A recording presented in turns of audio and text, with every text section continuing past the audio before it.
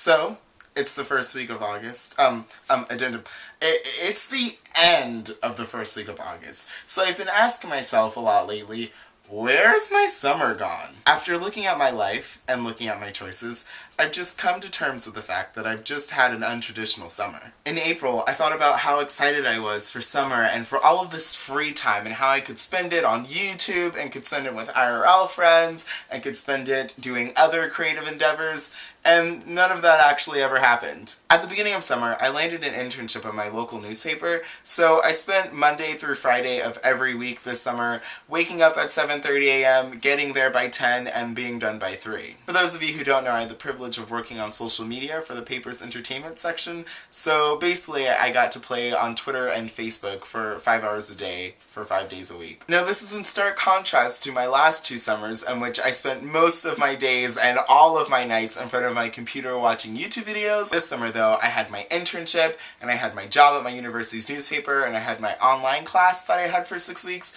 so that left very, very, very little time for interneting. I would have liked to have made more videos, and I would have liked to have tweeted about things that weren't Harry Potter, and I would have liked to have talked to more people on Skype, but there just wasn't time for it. However, now that I'm a couple weeks away from fall starting, I'm realizing that my summer was my summer, and I enjoyed taking advantage of all the incredible opportunities that I had and meeting some wonderful people, if only for a short blink and then they're gone moment. But, I'd be lying if I didn't say that the stark differences between this summer and the summers that I've had in the past didn't throw me off a little bit. You see, for me, summers always came in clusters. So when I was younger, I had summer camp for several clusters, and then I had swim practice and Harry Potter websites for several clusters, and then I had the 2-year cluster of last year and the year before that, where I was interneting a lot. But thanks to the wonderful opportunity that was my internship, I had a working summer instead of a more licentious and carefree one. As someone who possesses maybe 2 or 3 memories when he wasn't a student, school has always just been a big part of my life, and I've really circled it all around summer, which I guess is kind of not the right attitude you should have about school,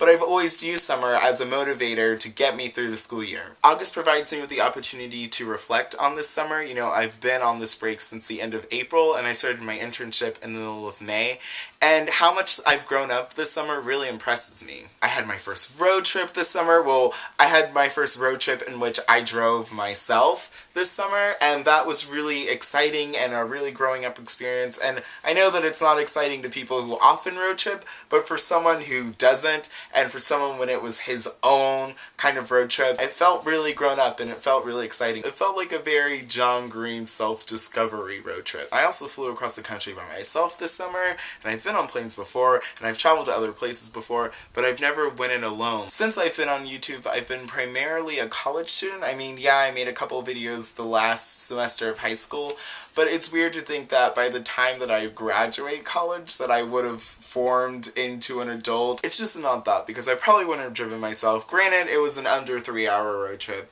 but I probably wouldn't have taken it if it weren't for YouTube, and I definitely wouldn't have flown across the country. I used to naively pride myself in the fact that I hadn't changed much since kindergarten, and that while my other friends could cut their hair or change their attitude or change their clothes, I really didn't do that a lot while growing up, and so I just felt like I was always the same person. But now, I'm proud to say that I did change this summer, and that I have grown up, and I'm at peace with the fact that I can change and still retain all of the qualities that amalgamate to form me. And I think out of any PowerPoint presentation that I sifted through, or any of the meetings that we had during my internship, or any of the wonderful keynotes I listened to, that was the most important lesson I learned this summer.